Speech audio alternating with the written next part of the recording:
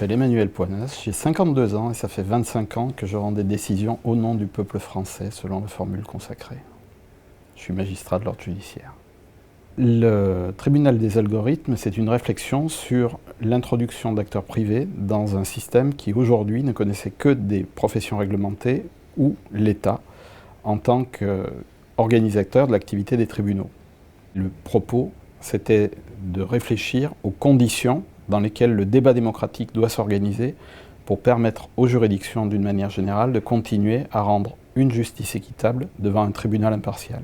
On peut tout imaginer avec une technologie numérique. On peut imaginer de remplacer complètement l'humain, on peut imaginer de lui laisser une part plus importante, on peut imaginer de standardiser la réponse, d'avoir des tribunaux ouverts en 24/24 et accessibles à tout moment.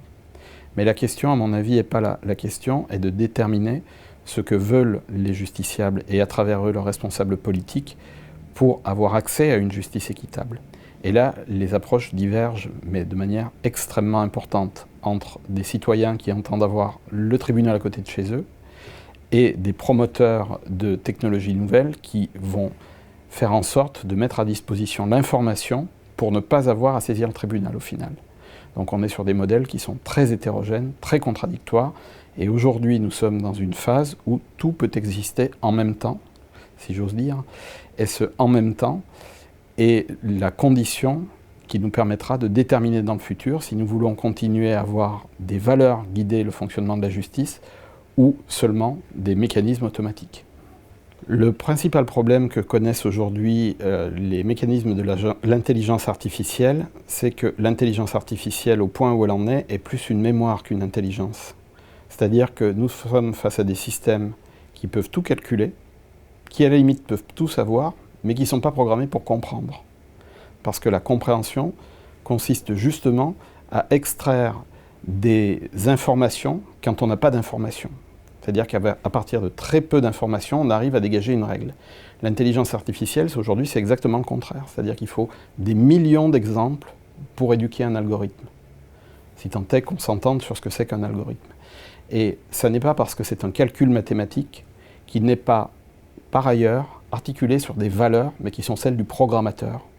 Et donc, dans la justice algorithmique, le gros danger, c'est qu'il y a une inégalité de position entre celui qui programme la machine et celui qui voit la décision prise par la machine qu'il ne peut pas en fait contrôler. Très simplement, la prochaine fois que vous monterez dans ce qu'on appelle une voiture connectée autonome, est-ce que vous accepteriez que la voiture soit programmée pour vous tuer? Et si oui, comment devriez-vous être informé du fait que la voiture peut vous tuer? Parce qu'une voiture autonome, c'est jamais qu'un algorithme géant. Et il y a aussi une pensée magique dans les décideurs actuels qui consiste à penser que parce que c'est numérisé, quelque part c'est plus facile à traiter. Mais en tant que magistrat, je peux vous assurer que lire un dossier sur écran ou lire un dossier sur papier, ça n'est pas différent. Et c'est pas parce que la charge de travail est numérisée qu'elle disparaît. Et cette pensée magique, elle exerce un attrait mais irrésistible sur bon nombre de décideurs publics parce que c'est moderne, parce que c'est algorithmique, parce qu'il y a une économie de la start-up notamment, et qu'on ne voit pas qu'aujourd'hui, la différence fondamentale entre prendre une décision de justice et acheter un billet de train sur Internet, c'est que dans une décision de justice, il y a deux points de vue. Toujours deux points de vue. Et ces deux points de vue sont a priori irréconciliables. Parce que sinon, il n'y aurait pas de procès. Le jour où vous avez à rendre une décision qui concerne Dupont et qui concerne Google, elle n'a pas le même impact pour Google et pour Dupont. Or, la digitalisation a pour effet et pour objet de créer des standards, de créer des généralités. Et du simple point de vue du raisonnement intellectuel, on ne peut pas admettre de standardiser des exceptions. Sinon, c'est plus des exceptions. Et la justice fonctionne sur l'exception. Quand elle est massifiée, elle tend vers le réglementaire. C'est parfois très souhaitable d'avoir des réponses réglementaires à des situations conflictuelles. Mais ça n'est plus de la justice, c'est autre chose. Et la digitalisation est intrinsèquement opposée au processus juridictionnel.